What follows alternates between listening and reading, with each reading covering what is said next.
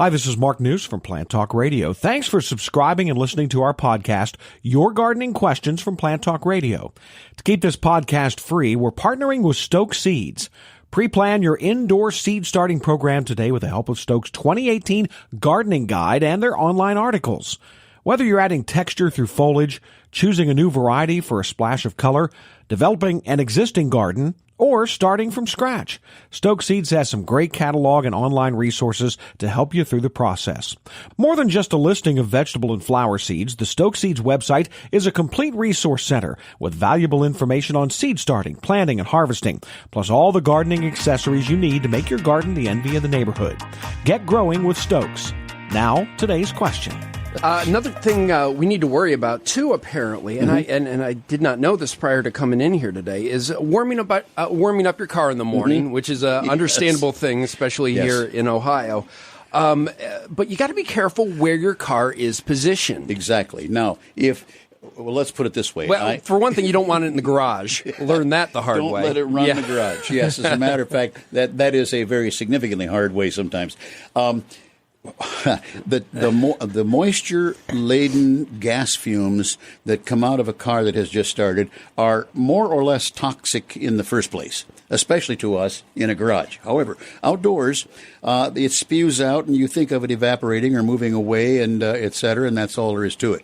But many a spring day in years past, I have visited homes where they have a plant they're afraid is sick, has a disease, has an insect. No, I ask, did you back the car into the driveway during the winter days?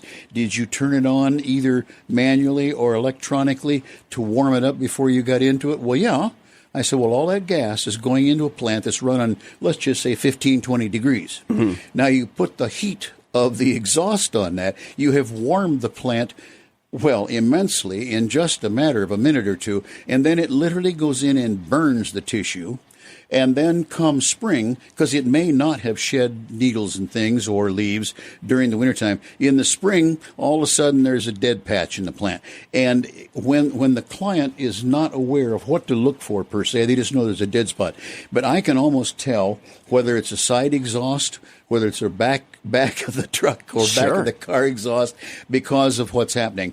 And that, along with the salt and slush off of our cars that gets shoveled over onto the plants, it's almost a double kill. And many a plant has been lost that wouldn't need to have had even a problem if people just didn't start the car and let them run with the exhaust. Now, if you need to start your car and run it down the driveway away from the shrubs without slipping and falling coming back into the house, that's perfectly all right. But be careful of that, because I know it to have, I don't think about ever killing a plant, but it can sure maim the areas of the plant that exhaust comes out on.